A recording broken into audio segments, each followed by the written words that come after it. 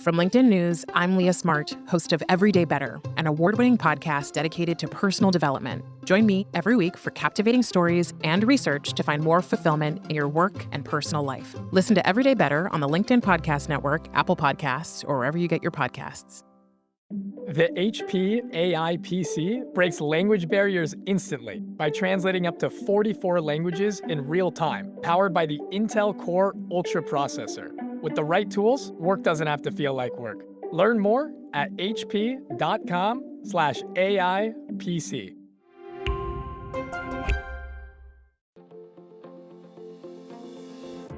Hello, my friend, and welcome to another exciting episode of Negotiate Anything. Thanks for joining us today. With over 10 million downloads and listeners from more than 180 different countries, it's dedicated listeners just like you who have made Negotiate Anything the #1 negotiation podcast in the world. I'm your host, Kwame Christian. I'm a business lawyer, mediator, author, and the proud CEO of the American Negotiation Institute. Now, before we get into today's insightful conversation, I have a golden opportunity for those of you who recognize the power of negotiation in your professional lives. Have you ever found yourself wishing that you could navigate those high-stakes conversations with more confidence? Or perhaps you're looking to empower your team with the art of persuasion and conflict resolution. At the American Negotiation Institute, we've crafted specialized keynotes and workshops tailored for those very needs. We've transformed the negotiation skills of professionals worldwide, and we're eager to do the same for you. We believe the best things in life are on the other side of difficult conversations, and our goal is to help you improve your lives and the lives of those around you, one difficult conversation at a time. Don't let another challenging conversation leave you second guessing. Click the link in the description to discover how we can help you find confidence in conflict, negotiate better deals, and have stronger relationships. Because in the world of business, every conversation counts. And now, without further ado, let's jump into the interview. Minson, good to see you, my friend. Good to see you, Kwame. Yes, so before we get into it, how about you just start us off by telling about yourself and what you do for folks who haven't heard one of your episodes yet, and then we'll set the stage. Great. So, hello, everybody. I'm one of Kwame's little minions. I'm a course designer and content specialist, aka his minion, for the American Negotiation Institute. And I'm also a college student. So my background is I recently got into negotiation 4 years ago. Just really been interested in the subject. I started in high school, and one thing that really fascinates me about this is that negotiation, the principles of it, although you might not negotiate in every single conversation, the principles of it do apply to every conversation. The psychology, the neuroscience, the principles of leverage, empathy, compassion, all those things. So I am 100% invested into it, probably for the rest of my life. Right now, I'm doing research on how to bring more of it to my generation, which is suffering from a lack of communication and negotiation skills due to the digital pandemic. Back to you, Kwame. This is great.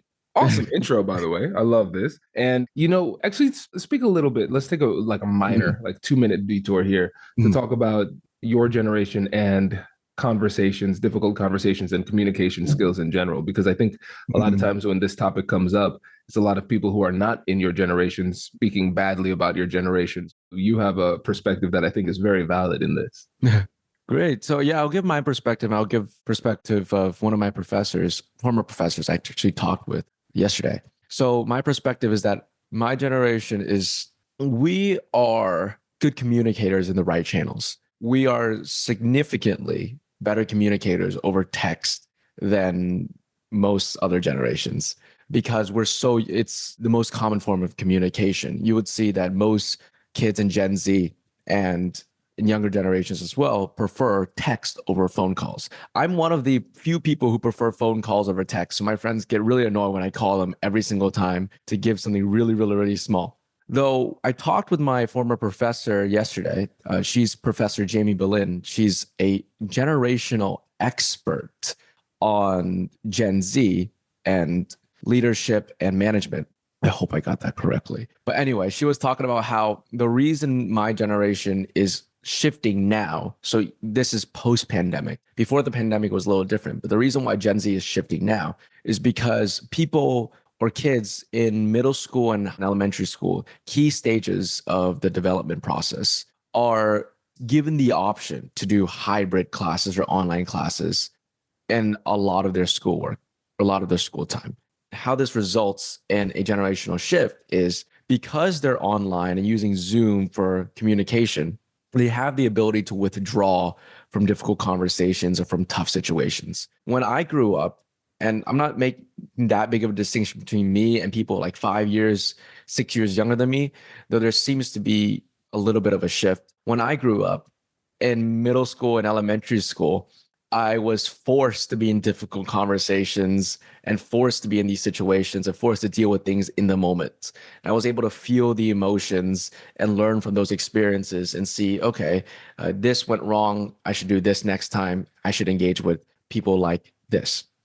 But new generations who are doing that or who are in middle school and elementary school don't really have that luxury a lot of times. Or they have the luxury, but they don't use it because there's an easier, more comfortable option, which is ghosting, turning off the camera. Here's my little tactic for high school when Zoom classes were a thing, pretending your mic isn't working, or avoiding the conflict inside the actual moment, and then following up with an email or a text, bringing up the conflict then. We know email and texts aren't the best ways to deal with conflict in general. So it's these things, it's these avenues of digital communication that allow for more comfortable ways of communication, which aren't necessarily the best ways of communication in terms of development in communication skills and development in other key things like empathy, compassion, conflict resolution. So that's what I feel about my generation. That's the trend that my former professor has observed about my generation, which I can attest to is like true. So yeah, that's what I have for that. Wow. Okay. That was incredible. And now I think, Minson, we have a topic for a future conversation too, because I'd love to explore that one further. That's really, really fascinating. All right. So everybody, you can see why I'm so excited to have Minson on the team because that was such an incredibly insightful response. And I think that's going to be a topic that we explore more in the future because it's really important. And especially when we think about not just the communication styles within generations, but also intergenerational communication styles, how that can lead to conflict between people is really powerful. So yeah, this was a good advertisement for one of our future conversations, Vincent. So thanks for that. Of course, Cool. of course. All right, peeps. So today, this is what we're going to talk about. We're going to talk about a topic that has come up in almost every single one of the keynotes that I've done today, this year in 2023. And that is the topic of how to negotiate without power. And this is noteworthy because I present in all sorts of different industries, all sorts of different places all around the country, and sometimes internationally as well. And it's been a significant increase in people who are asking questions about how to negotiate without power. How do I manage power dynamics and those types of questions?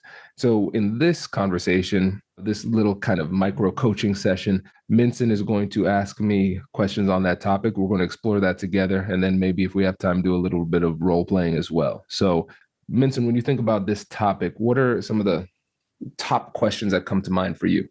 Well, first thing is, what is your definition of power? Okay, great place to start. So here's what I would say. Let's start off with a technical negotiator's response to this. Let's go to the book. So a lot of times we use the term power and leverage interchangeably, but I think understanding the distinction is important. Right. So if somebody has power comes from things like authority, comes from rank, or just kind of undeniable position.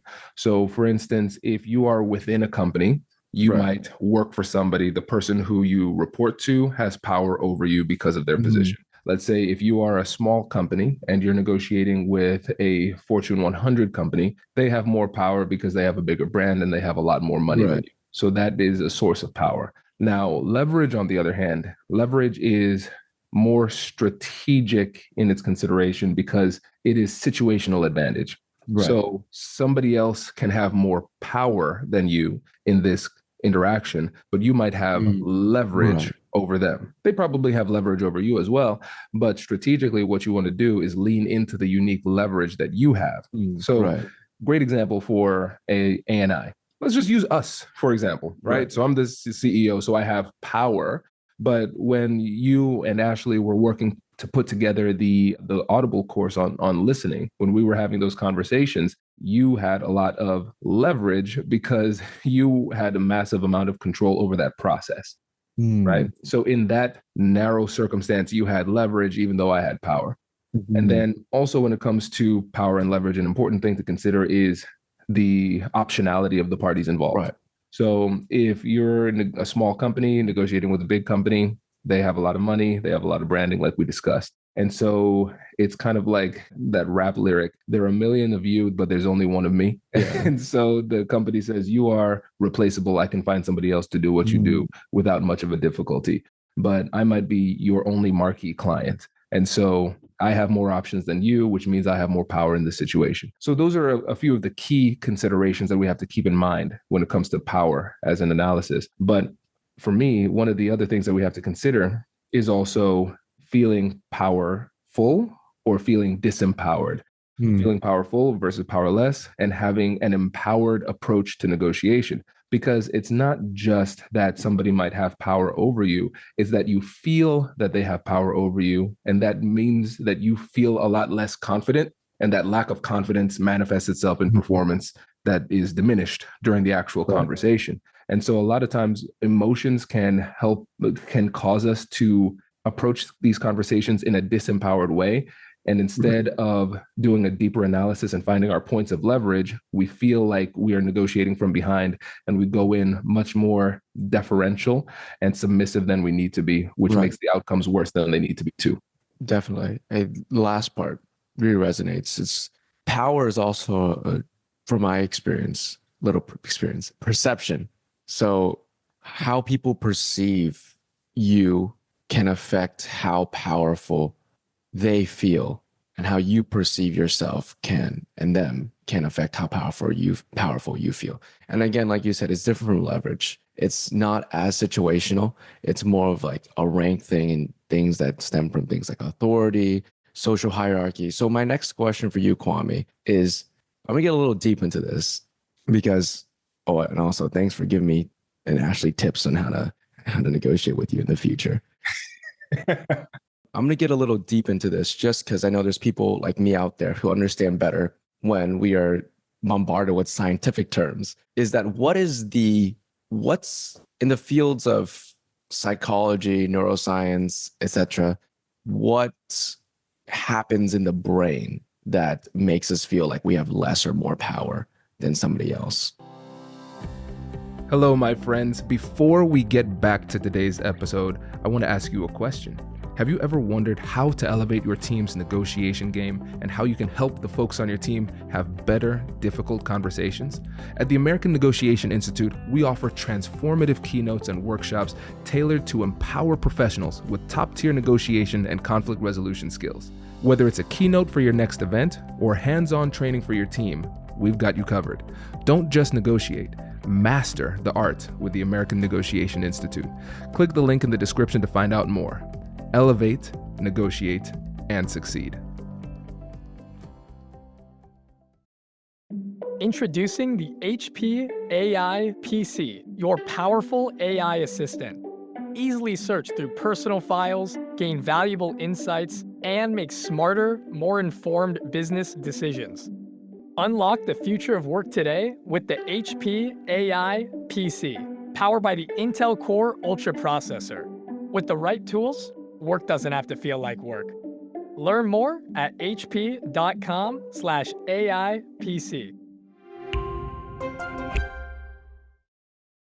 Man, that is a great question. I am not 100% sure, but I will say that the word that you brought up, perception, is going to be important. So when we think about perception, we're talking about, well, what are we perceiving? We can think about that from the biological type of sense, sight, sound, smell, whatever it is. So yes, we will perceive in that way. But when we are thinking about perception in this context, I think it's also important to consider perspective too. And so there are some people who, for whatever reason, they are more sensitive to disadvantage. And so sometimes that leads them to come to recognize false positives. Right. So I am constantly looking for evidence that I am in a disadvantaged position. So I will see that in every circumstance, even when it doesn't apply. And so that's where I think perception comes into play because it's rooted in perspective. And so a lot of times what we have to do is we need to slow things down and recognize there is a difference between facts and feelings, but in the moment they can feel the same way.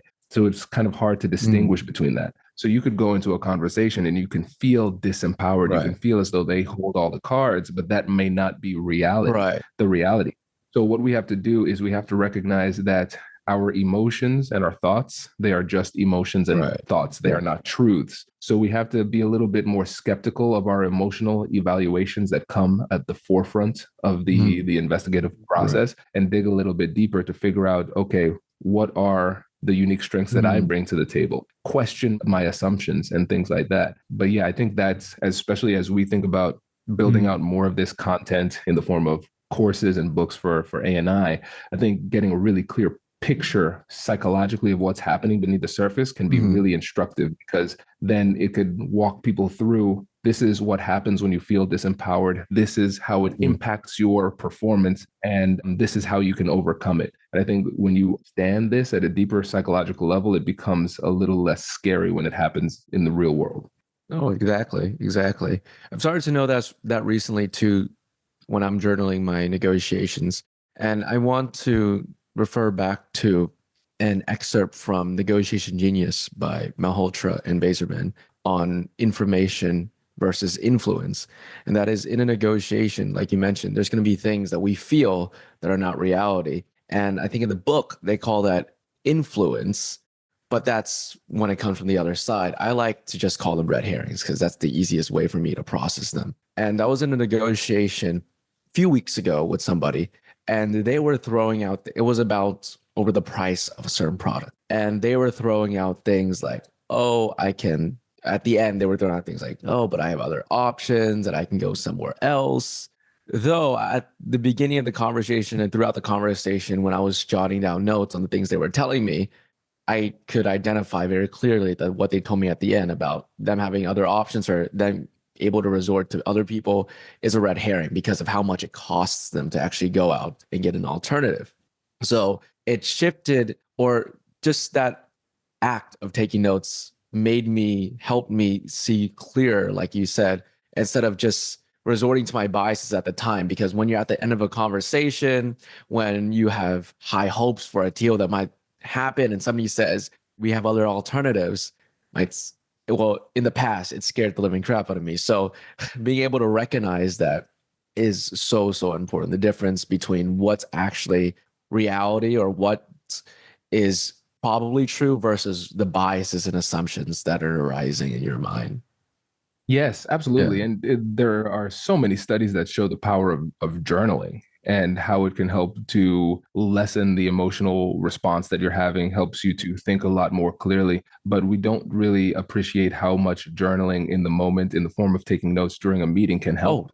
I was doing that yesterday. It's so powerful. Very, very powerful.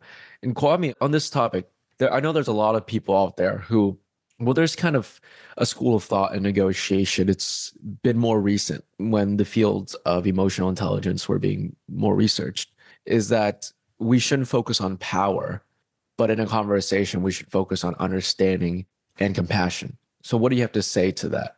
Yeah, it's a false binary. It needs to be a both and, right? So if I am, let's just use a legal example, because my entry point into negotiation was as a business lawyer. There are times where I have to tell my clients, hey, by the way, you have a very poor legal position right now. We need to negotiate and we don't have power. And so we have to get the best deal possible, while at the same time recognizing that the best deal possible may not be very good. And so here's the thing. I remember a while back, I made this post, just a hypothetical, and the answers were really interesting. And I said, would you rather have in a negotiation all of the information, all of the power, or all of the, I don't like a really, really good relationship? And here's the thing. If you have a lot of power, If you have a lot of power and a lot of leverage at the same time, you don't need to be a good negotiator to get a good deal. So at the end of the day, you want to seek to empathize. You want to seek to understand. Negotiation is an information game. So the better the relationship, the more trust I have, the better the deal will be. The more information I have, the more creative options I can create. Those are all true. And at the same time, I have to recognize that power matters. It really does matter. And so in that legal example, if they hold all of the cards because of my client put themselves in a really bad position, I could empathize all I want and they could still steamroll me because they can. Right. And so the best negotiators are the ones who are able to do both. But I think a lot of times in the negotiation industry and in a lot of these the new method of communication, we tip so far into the emotional intelligence that we forget that power does matter. And we have to consider that strategically in order for us to be effective. Because if we don't, we're going to get bullied and really have nothing else to offer. Exactly. And I just want to clarify something for the listeners, because at this point, it might seem that power and leverage are getting intertwined. Though from what I've read and from the cases I've seen, power usually is a good indicator of leverage. If you have power, you tend to have more leverage. And there are certain situations where you don't. That's why we make a distinction, though. That's probably, Kwame, how far off is that? No, you're absolutely right. You're absolutely right. Because like I said before, if somebody has power and authority, like in a traditional sense, they probably have a lot of leverage in that circumstance as well. And your job, if you recognize, hey, they have more options, they have more power and authority, and they do have more leverage. My goal in my preparation is to explore the unique points of leverage that I have so I can bring that to the table in a meaningful type of way. And also before the negotiation actually happens, my goal is to improve my BATNA, my best alternative to a negotiated agreement. So the better my alternatives, the more power I have at the negotiation table. So the other thing to that point, we have to recognize is that power is dynamic. It's not static. Power and leverage can shift with time. And so a lot of times we kind of just take these negotiations as they are and say, well, this is the snapshot in time. This is how we're going to negotiate. But before every negotiation, I'm going to try to figure out how I can improve my position so I have more leverage than I started off with. Sometimes that might mean I'm bringing in a third party and negotiating with them to improve my BATNA. So I have a backup plan, and that will give me more confidence at the negotiation table and a bit more of a strategic advantage. But yeah, you're right. Power is usually a very, very good indicator of leverage. And we have to continue to have a deep analysis to figure out where we can gather power and leverage in order to balance the scales in those situations. Right. 100%. So in terms of developing power and protecting yourself from a loss of power, what tools do you think are the most useful? The biggest one is foresight. The biggest one is foresight, because what ends up happening a lot of times is that people are surprised and they should not be surprised. So here's an example. We work with a lot of procurement teams.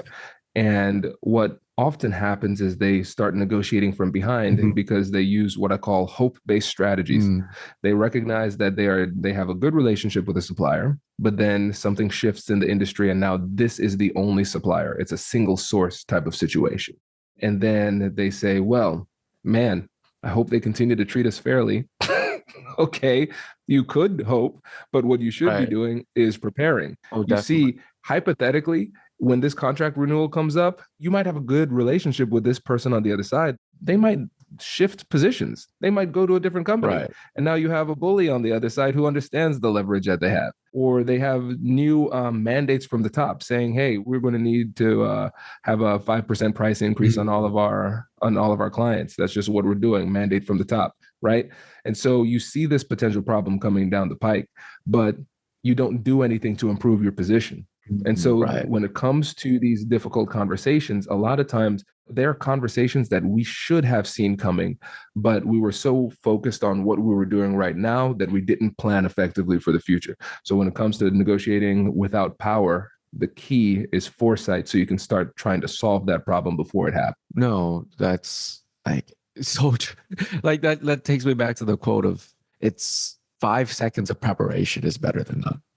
5 seconds of foresight is better than none. So it's or at least from my experience, as someone who grew up very, very shy, one thing that would happen is there will be situations where I do have foresight, but I'm too scared to confront it. So I would be like, there's got to be a problem. And maybe if I just ignore it, it'll go away. Never goes away. So planning is definitely really, really important. Preparation, most important of all. So yeah, foresight. And Kwame, what's one more tool that you would recommend for listeners? I'll refer back to the book Negotiating in 3D. It was a very good book, strategic negotiation book. And so they talk about negotiating in multiple dimensions. Right. And again, a lot of times we just say, all right, this is the negotiation that I'm going to have. Somebody's coming to me with a problem. They have the power. Okay, I'm going to do my best I can during this specific interaction. But what that book talks about is the multiple dimensions of negotiations. So for me, what I want to think about is how can I reset the table? So imagine coming to a dinner table and you don't like the settings. So you could say, okay, I'm going to sit down and try my best with the social interaction. But if you get there early, you can say, no, I'm going to reset this table in a way that is advantageous to me. And so we want to think about the relationship that we have with the person on the other side. That's the focus on our negotiation. But then I also want to understand their landscape. Who are the stakeholders that they report to? Who do they care about? Who are my stakeholders? Who can help me? Who else should I be negotiating with? So let's say, for example, if I'm negotiating here with my plan A, my option A, this is where I want to stay, but my plan A has a lot of power over me and they have more options and I don't have any, then if I see that this could potentially be a problem 6 months down the road, I'm going to start to essentially create competition for this negotiation. Right. So I'm going to start having conversations with other people in the industry, see if there are other people who can meet my needs. So then I can come to that negotiation with a lot more confidence saying, I have 3 viable options that I've been nurturing for the last 3 months. And that can put you in a much better position. So I think when you widen your aperture and focus on not just this specific negotiation with this specific person in this specific time, then it helps you to be a lot more creative in your negotiation strategy.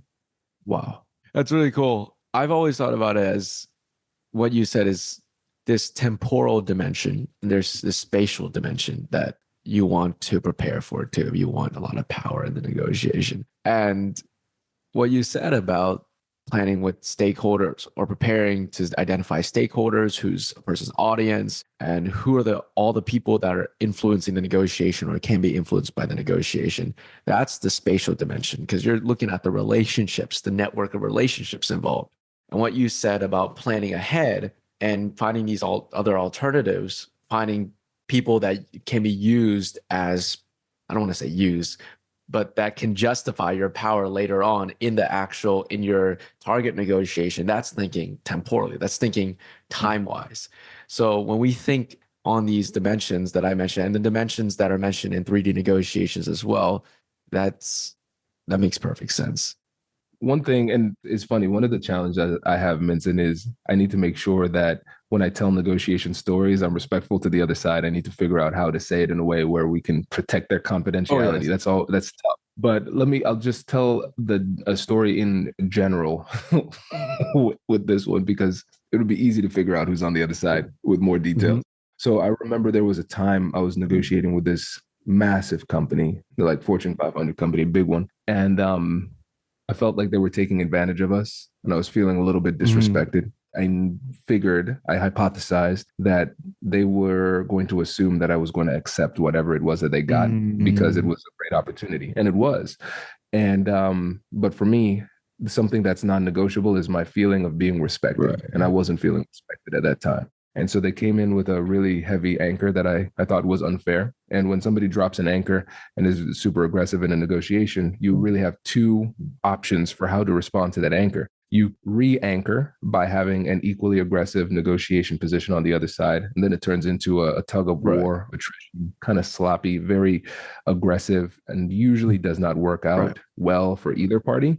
Or you can reset the table and say, yeah, I'm just going to obliterate this anchor by not even wrestling with this at all. And so my response was, hey, listen, I appreciate this offer. This surprised and kind of taken aback and a little bit hurt by the way that you approached this, because that expectations that it was going to be one way and now this is vastly different. So I'm going to be completely honest. I don't feel safe any longer in this relationship because I need partners that I can rely on. So I think our next meeting should be talking about how we can unravel this partnership. They were not expecting that. And when somebody thinks that you are just going to sit there and take what they give you, they haven't really taken the time to consider any other options. And so when you say, hey, thanks, but no thanks, I'm going to execute another option, even if that other option leads me to less money, I would feel better about that. So it's not about the money anymore. But now I'm going to use money as a proxy for respect. And so you're going to, if you want to talk, you need to show me you respect me, right? And it was a complete paradigm shift in that negotiation because they definitely had way more power, way more power, right? But I had the leverage because I knew there was still, I was the only person that fit that specific need for them. And they just assumed and started to act as if we had already accepted the deal when we hadn't. And because they already acted as if we would have accepted the deal, they already committed in a way that they could not undo. Definitely. And so that was our unique point of leverage, and that changed the entire negotiation. That's really, really insightful. It's that thing that Malhotra mentioned about if you're going to make some sort of ultimatum or declare something like, I'm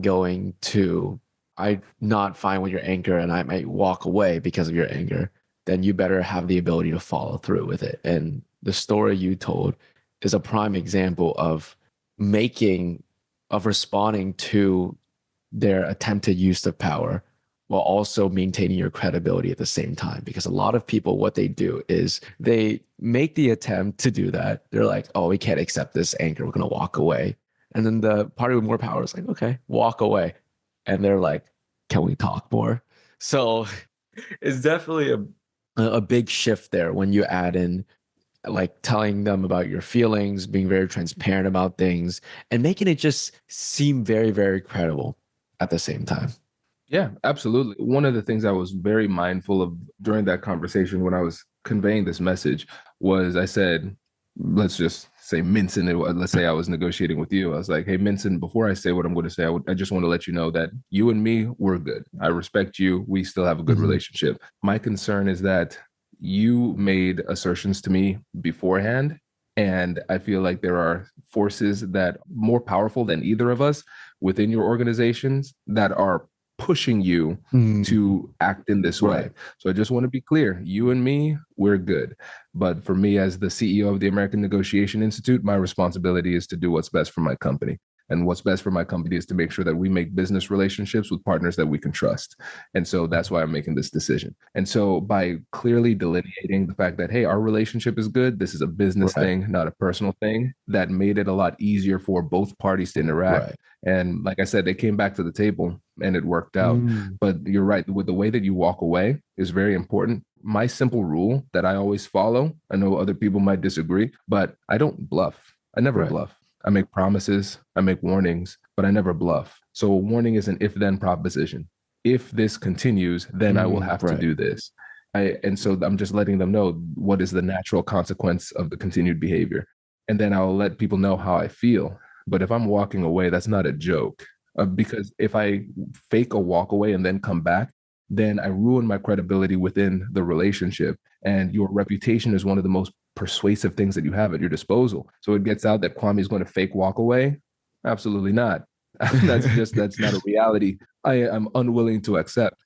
So you have to know that if I'm walking away from a deal, I've done my homework. I've started to put other options in place and I have alternatives. I've done this survivability test in my mind to understand what is doable and how I'm still going to survive and thrive, even if this particular deal doesn't work out. So when you're walking away, the key word is this. You're saying, hey, based on where we are right now, it doesn't look like things are going to work out. If anything changes on your end, please feel free to reach out and let's continue this conversation. And if anything changes on my end, I'll let you know and we'll continue the conversation. So that allows both parties to step away from the negotiation table while still saving face. And at the same time, making it really easy for either party to return to the negotiation table while still saving face. Because then you can say, hey, something changed on my end. Now I can do this. My schedule changed, my calendar changed. Yeah, we could do this. or on their end, they say, hey, we moved some numbers around, now we Uh-huh. can do it. So even if they were bluffing about their position, I still give them Right. the grace to come back with their dignity intact. Right. And people will be so surprised to see how many times when you do that, other people come back to the table and they're like, oh, we did some talking within our team and blah, blah, blah, blah, blah, blah. And we decided that meanwhile, they just went back and they just like, dang it. No, I'd love to move to the simulation part if we have time to see how you would negotiate Yeah, this. let's do it. Yeah, so let's set the stage. Are any simulations coming to mind? Any scenarios? Yeah. How about I'm a shark and you are a startup owner and you asked for, I'll make up a number, $500,000 in turn for 35% or in return for 10% equity. And I'm like, no, I'll give you only $250,000 for 15% equity because your company is not worth that much. And let's just say you are selling, what is something practical? You are selling, or I know this is already a thing, but let's pretend this is not. You're selling portable electric chargers, electric car chargers. Okay, portable electric car chargers. Now, let's make this a little spicier. So the what I'm looking for is 500K for 35%. You're countering with 250 for 15%. Let's make it like 250 for about 25%. So it's Okay. so it's a little bit more aggressive. Cool. So 250 for 25%. So let's start off the conversation with, and listeners, as you can tell, I mean, we did not prepare for this. Okay. I think, and I love doing it this way because I want people to hear how imperfect this will be, and then we'll debrief afterwards. So we'll do the best with what we can with the imagination that we have. Sweet. So let's just say I dropped that offer and this is you responding. So what we're asking for, Minson the shark, is $500,000 for 35% of our company. Yeah, you might as well leave the room if you're going to do this. I mean, I'm asking for $250,000 for 25% of the company. And that's what I think you're worth. If you're going to be so entitled and greedy to ask for $500,000 for 10% of your company, then again, you might as well just walk away because I feel disrespected. I don't feel heard. And at the end of the day, I'm the shark and you're the investor. I mean, or you're the person trying to get the investment. I can appreciate this perspective because for me, it sounds like your goal in this is first to be heard and respected. And second, if there's a deal to be made, make sure it's a deal that works for you. Is that a fair synopsis? Well, yeah, that's what I'm there for. That's what I'm here for. Yeah. Well, first, I want to apologize because if there's anything that I've done that came off as disrespectful, I want to address that. And for me, I want to make sure that we have a good relationship with all of our partners. So as we go throughout this negotiation, what is it that would make you feel respected? And the only thing that we've talked about, if you give me an offer that is fair for the worth of your company, and in my opinion, that offer should be $250,000 for 25%. Okay. All right. And I think our conceptualization of respect is the same too. I want to be heard and I want to drive a fair offer. And here's the thing, Minson, you've got a lot of options, right? You've been in this game for a long time. And so I respect that. And you need to do what's best for you. So I'm not going to take any of this personally. So what I want to do is I want to be as transparent as possible so you can decide whether or not this is an investment for you. And if it's not, you can let me know, we can walk. And it sounds like there are certain concerns that you have with the company, and I want to get a better understanding of what that might be. And so when you think about the successful investments that you've made in the past, what are some of those things that helped you to make that investment decision at the time? Investments in the past. Well, investments I've made in the past, relative to the value that you're asking for, has had more sales than you. They have had more profit than you. And their team members have over decades of experience in the field they're working on. You don't have that much experience in the electric car industry, in the electric vehicle industry. You just came into this. And quite frankly, I don't know if I want to work with somebody who I can't depend on. That makes a lot of sense. And I think those are good indicators of success. And I think something that would help me is this, because you're a busy man. I know you don't waste your time. What is it about me that made you even want to take this meeting? Oh, you were just one of the people looking for investments on the list. So I'm just going through it. Nothing about you. I just met you. Okay. Yeah. All right. And so you take meetings from anybody then? Well, I don't filter it out. My manager does. Okay. So the Right, manager right. makes the decisions. Okay. Okay. And what are they looking for as they bring you good options versus bad options? I have no idea. I think what they're probably looking for is what will bring the best investment to me, but I don't know the criteria they're using. Okay. All right. No, that makes sense. And that's fair to see it as they are the filters, the gatekeepers. And here's the thing. You're a businessman, I'm a Mm, businessman too. And I need to make sure that I'm making the best decision possible. And I want to make sure that the people that we work with are aligned mm, in what it is that we're trying to accomplish. And if the numbers don't work out, that's fine. Let me explain a little bit more about what it is that we are doing and why we're asking for what we're asking for, and maybe we can talk through this too. For us, when it comes to the $500,000 that we're asking for this because it is a threshold issue. If we are able to get this investment from you, it would decrease our manufacturing costs. That would help us to decrease our price, which will then help us to increase sales. And so the challenge that you are seeing with sales is the challenge that we're seeing as well. And based on our market research, it is just a price issue. And so once we're able to get that price down, then we're able to make more sales. My hope is that you will come in based on your background in the industry and you could help us to get to our Series B. This is our Series A. You would be on mm, the ground floor. You'd be taking a significant chunk of equity at 35%. But we want you to be partners with us mm. because once we get those sales up, then we can widen the pie, expand the pie, get more investors in, and then everybody can win together in the future. And based on what I'm saying here, when you think about that strategy of taking the bulk of the 500,000 to decrease manufacturing costs, what do you feel about that approach as it relates to solving the sales issue? Well, I don't think it's an immediate solution because marketing is also a thing. And me, as an investor with decades of experience, that doesn't really translate to anything. I mean, even if I invest, it doesn't mean you're going to make more sales, right? There's diminishing returns. There's things that have to look at marketing. There's changing trends. There's so many things. But I'll tell you what, you've obviously been really respectful in the conversation so far. And a lot of other sharks who are willing to take on the risk. Those who are meeting with potential investees, I don't know if that's the right word today, and those who are not. And I'll be happy to refer some of them to you if they're interested. I think that would be great. I appreciate that, Minson. And yeah, what I would like to do is just keep the lines of communication open so I could Mhm. keep you posted on our development. And I would love those introductions to your partners because, like I said, we believe in this and we believe this is a good first step.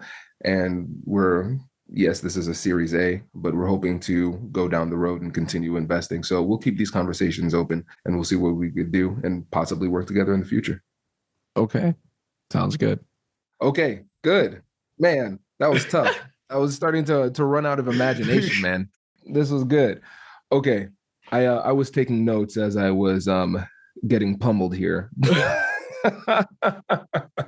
So so first of all, one of the things that you can do when it comes to bad behavior. So one of the things you did was you said and you called me entitled and greedy. Right.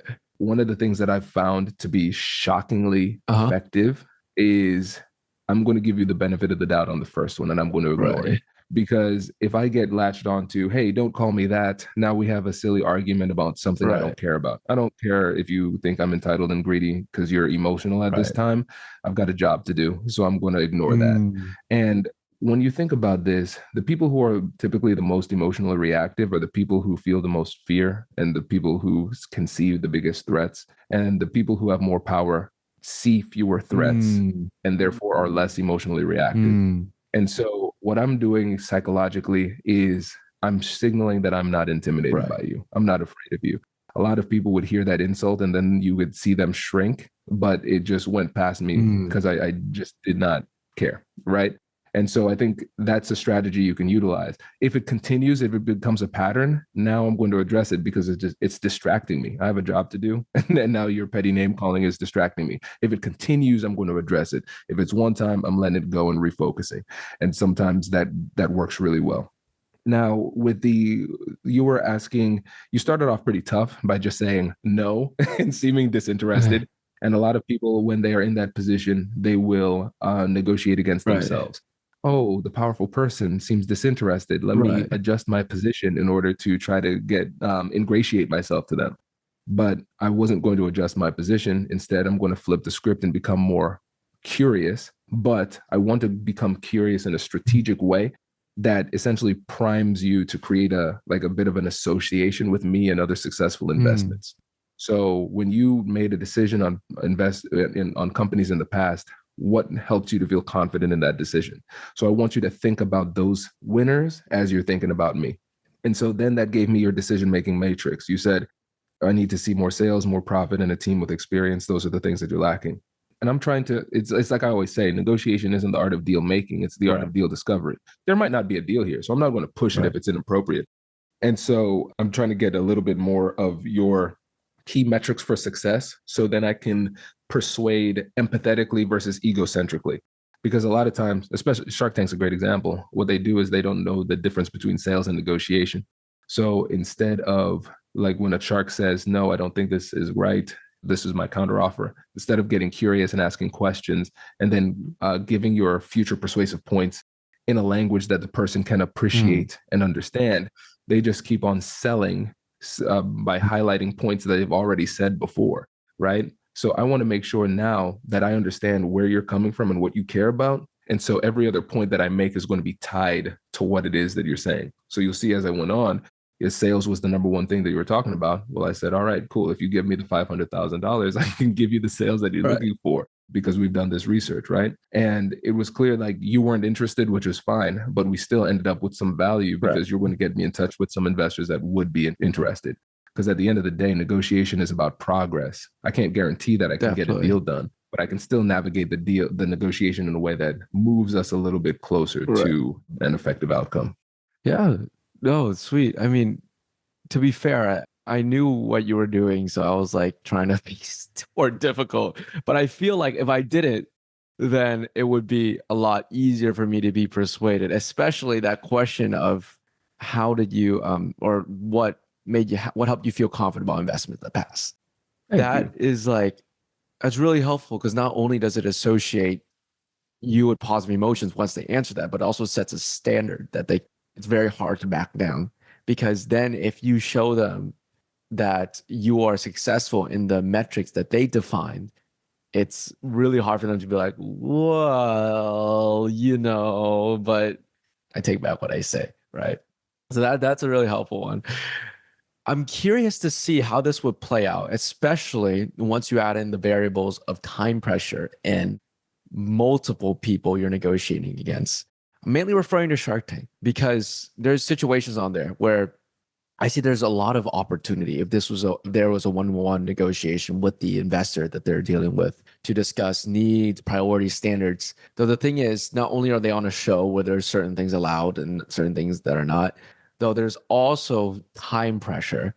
There's also things like say yes or no. That's it. You can't negotiate with me. And there's also things like coalitions and just straight up obliterating the founder from all angles. So that's what I'm curious about. Yes. Yeah. Yes. So a couple of things. I've had one or two folks from Shark Tank on the podcast before. And one of my good friends, Tom Burden from Grip Mat, got a deal on Shark Tank too. And so this is something I've asked a lot about because I was really curious. And so a couple of things. The negotiations are way longer than they show. The negotiations are often well over an hour that they're having, and they cut it down for TV. Interesting. So I did not know that. Yes. Yeah. So there's a lot more back and forth than actually is shown. They only show like the parts that make people look really stupid, really smart, or have a lot of conflict in it. Right. And so we have to recognize there is more time that happens. We also have to recognize that most cases are not like this. So it is a very unique negotiation environment. One of the things that is really powerful in negotiation is privacy. We want to be transparent with each other while still giving each other the benefit of confidentiality so we can be private with each other. And so people are less likely to be vulnerable or share things that might not look good when there's a camera running on ABC. So that's another thing. So it makes it a little bit harder. This approach is a little bit more akin to a negotiation versus a negotiation.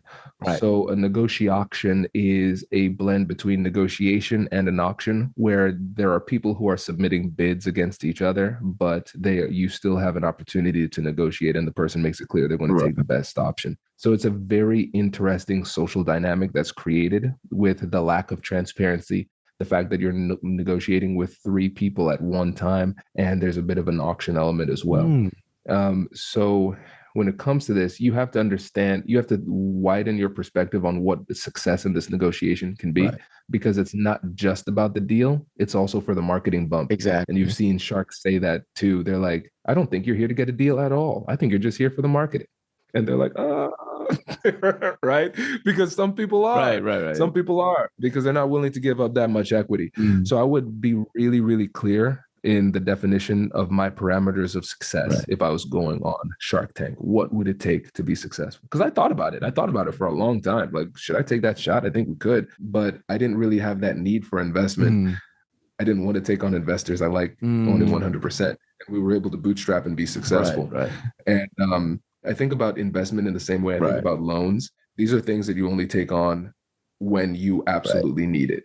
It's your last option, or at least it should be, because like a loan, you can take it, it disappears when you pay it off. An investment, if I'm giving up equity, that person's with me forever. So like it needs to be an exceedingly good deal. So for me, I wouldn't be trying to come into Shark Tank trying to negotiate a small deal. I would be go big or go home. Like, you need to take me to the next level, or else it's really not worth me giving up my baby for pennies and exposure. Definitely. And for any investors who are interested in giving A&I $1 million for 0% equity, we are interested. Yes, exactly. Those are the only deals I'm considering, right? You know, it's funny. One little aside. I remember when I was starting things off, I was in talks with a law firm, because I'm a lawyer too. And I was saying, hey, why don't you bring the American Negotiation Institute as a subsidiary? You buy the whole thing out. And I run this training and development firm with this essentially media company attached with a podcast. And it serves as like a marketing apparatus for the firm. And then the business clients that you serve could be the clients for the company. They said no, thank God.